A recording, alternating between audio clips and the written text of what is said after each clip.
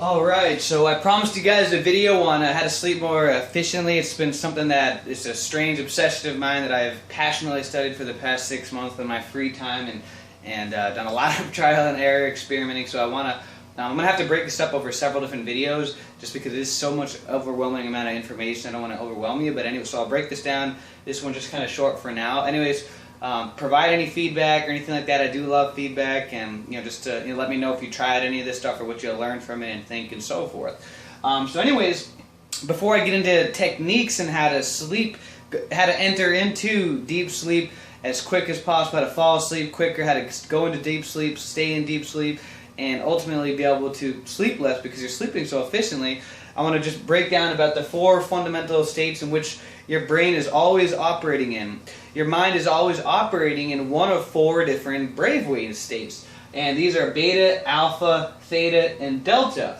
Just depending on the type of activity that we're engaged in, each different type of brain state has a different purpose and a benefit towards that activity. And so starting with beta, at the top, that's when our brain is operating at the highest level of frequency. 13 to 40 hertz a second, 13 to 40 cycles per second. That's when you're alert, you're in anxiety, maybe you're just about to give a presentation.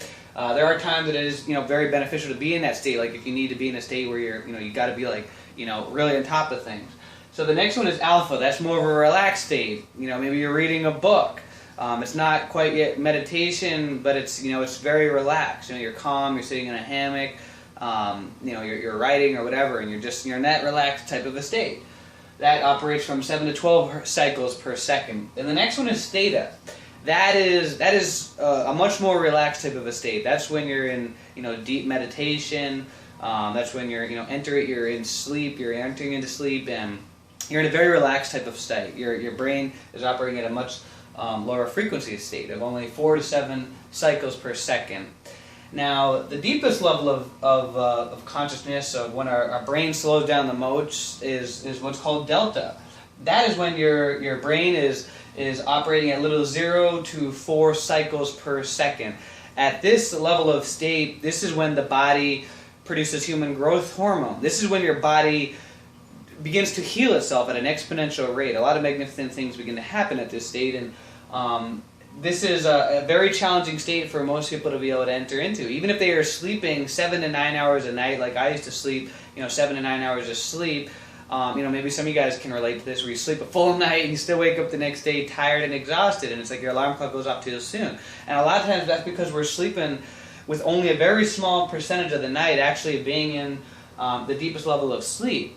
I remember when I first started tracking my sleep, I noticed I was literally only sleeping about 10 to 15% of the night in delta, which is not good at all. So break that down over 9 hours. That's that's a fraction. That's not very good at all. When now I've learned how to literally be able to sleep from 4 to 6 hours a night, but anywhere from 50 to 75% of the night I'm sleeping in delta at the deepest level of sleep. So I don't need to sleep quite as much anymore, because I've taught myself through techniques that I'm going to share with you guys and how to be able to enter into a deeper level of sleep and be able to have the benefits of human growth hormone, speeded healing, you're in REM sleep, and so forth.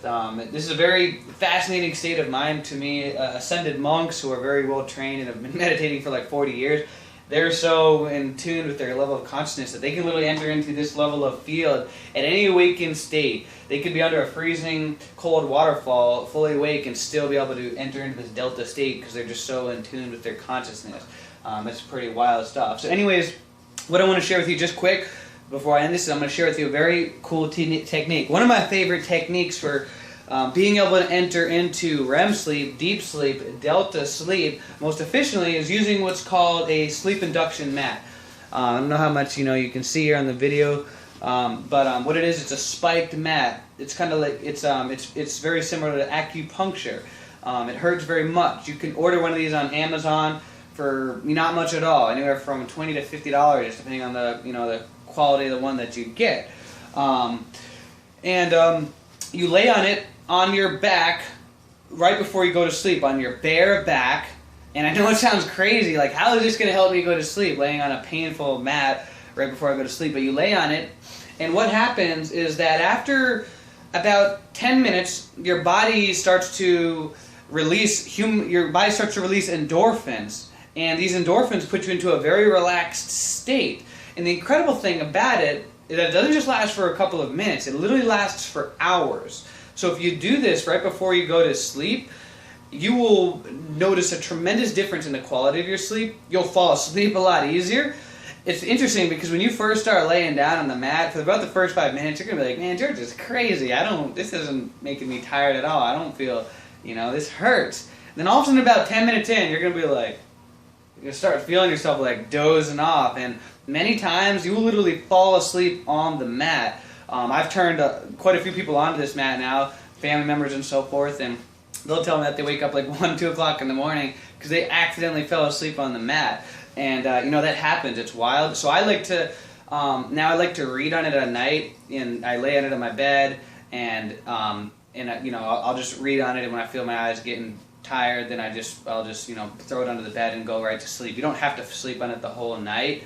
If you really want the most intense experience, though, do it right on your, tile floor, just your bare back, and just let it, but if you do it on your bed, it's going to be more cushioning, of course, because of the cushioning of your bed, but that'll really make a huge difference. Start with that, and I'm telling you, this is one of my top favorite techniques that I've learned for how to fall asleep better, especially if you have a really, one of those minds that's just hard to shut off. Like myself, I have a lot of different things going on all the time, and this really is an incredible technique to help you just shut the mind off.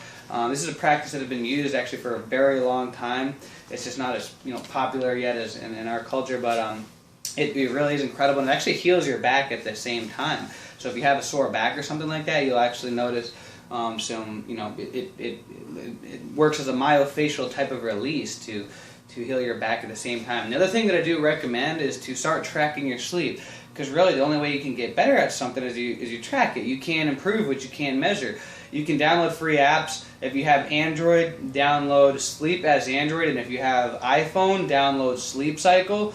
And with these applications, you just put them right by your bed, and it uses technology to measure their award-winning programs. Look up your own reviews on the programs. See that many people who've been active users swear by them, and you can get paid versions to get more in-depth information from it. And it's not gonna if you just do it for like a night or two and that was cute, but you really want to do it for every single day for a month, or as long as you can. I find it fascinating now. I do it every single night, regardless, just so I can know what affected me. All right, I ate this, I drank that, I did this, whatever. And now that's really interesting. I slept or didn't sleep as good or whatever, and so you can start to notice correlations between habits that affect your sleep.